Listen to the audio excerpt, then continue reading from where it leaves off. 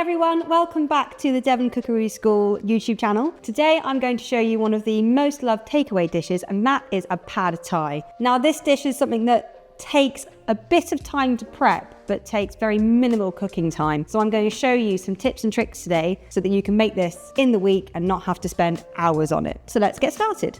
First up, we're going to talk about noodles. This is a dish that uses these flat rice noodles, and they are something that you have to soak. You don't pre-cook them, just soak them. So as you can see, these ones are really nice and soft, and these have been soaking now for about half an hour, 45 minutes. Next up, I'm going to talk about protein. The protein I'm going to use today, I'm going to use prawns and I'm going to use tofu. So I've gone for a nice firm smoky tofu today because I really like the flavour of it.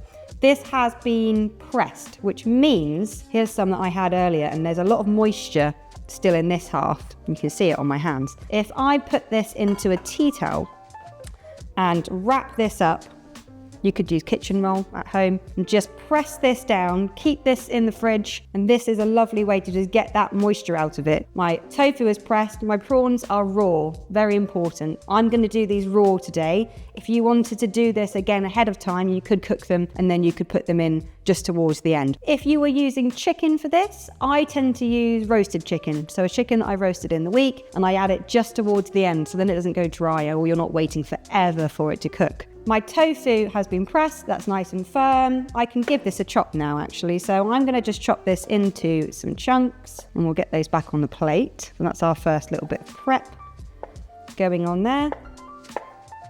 Nice chunky bits of tofu. Now we need to look at our sauce. So this again is something that you can do ahead of time. So you could do this earlier on in the week, or you can make a massive batch of it. You can keep it in the fridge. You can freeze it. If you make enough of it, it just means then you can just take it out and add it when you need it. So to start that, we need some shallots and some garlic for this one. So I'm just going to give this a nice dice, chop the end off. I'm using a banana shallot today. They're just easier to dice. I want to get this quite nice and small, so I'm going to dice this one up, peel away the skin. Just be careful of this. This is the silver skin and it's extremely slippery, so we'll get rid of that one. Bringing my shallot towards me, I'm going to just give this a couple of slices through this way. Then some slices down this way. Go either side and then get my nice fine dice on here. Like so. Just having a moment. God, that's a sharp shallot. And my garlic. I'm actually just going to chop this today.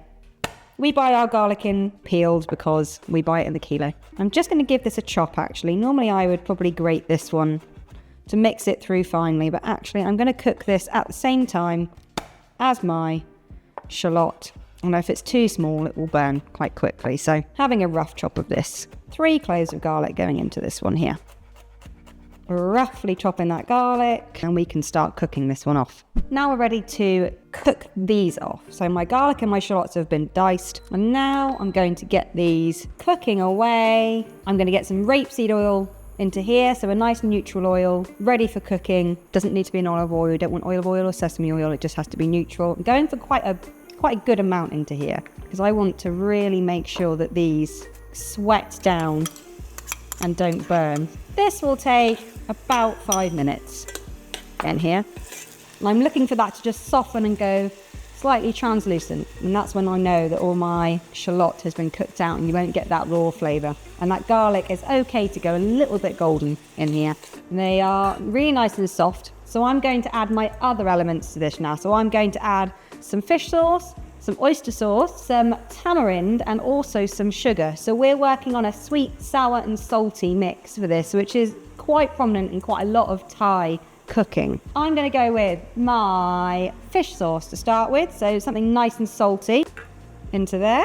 I'm going to add my oyster sauce, which is going to add a salty and sweet element to this. You can make this completely gluten-free actually. You can buy a gluten-free oyster sauce and you could also make it vegan. If you didn't put the prawns in, you can buy vegetarian fish sauce and you can buy vegetarian oyster sauce as well. That's going to go in as well to here.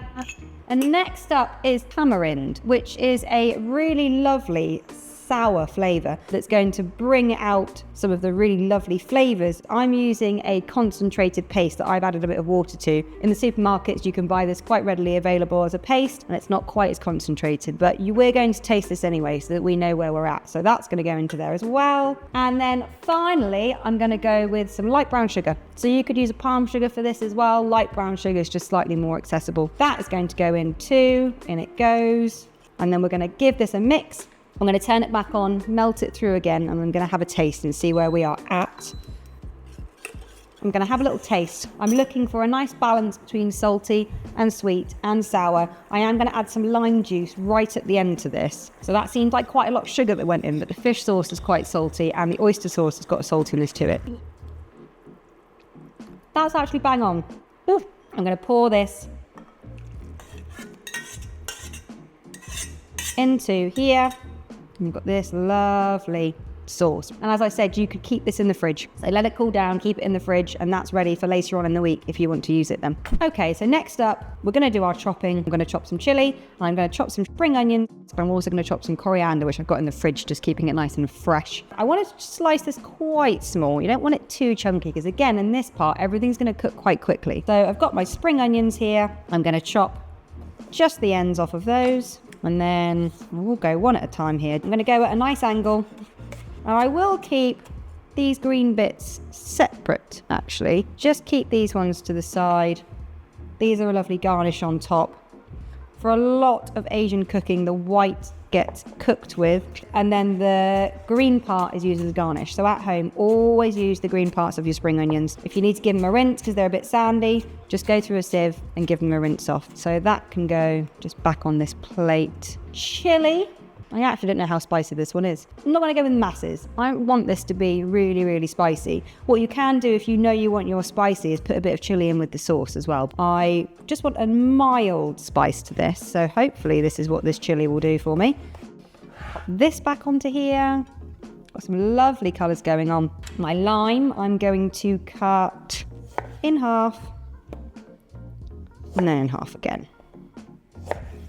Chop these nuts as the last thing I do, and then we're ready to go. So these nuts I have roasted in the oven. They're just blanched peanuts. Giving them a roast until they've got a nice golden colour, and I'll give these a nice crunch. And this is going to add a crunch and a kind of toastiness towards the end of the dish as well. All right. Prep completely done. Now I can get rid of my chopping board and I can actually just start cooking. So all there is now to do is cook. You could use a wok at home if you want to. I quite like to use big stainless steel frying pan for this one. I find they work a bit better on inductions. I've got quite a nice wide surface area, which means I'm going to get a good even cook on this. So I'm going to get my tofu in first and get that gently crisping off just a little bit. Then I'm going to go with my prawns, then my noodles, and it's going to be quick, quick, quick. So this part is why you need everything ready to go. If you get a little bit of water, no oil in this pan at the moment, very important. Do a little few drops on here. You can see these little ball bearings are just forming on the top. And that just means that this is really nice and hot now. The sides just need to get there, but it's quite a large pan. So while all of that water has now gone, I'm going to go with some oil into there. So rapeseed again. Be quite generous with this actually. And get my tofu in there. Let that just warm up a bit and then get this in here.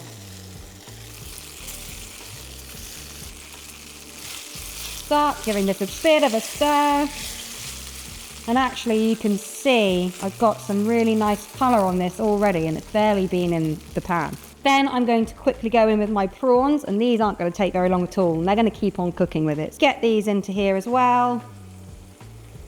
Nice big juicy prawns in there. Turn that up a bit. I'm just looking for a little bit of colour on these ones. Now I'm going to go with my noodles. They're still extremely al dente. They're almost raw. And to that I'll also add a splash of water. Woo! Start moving these around.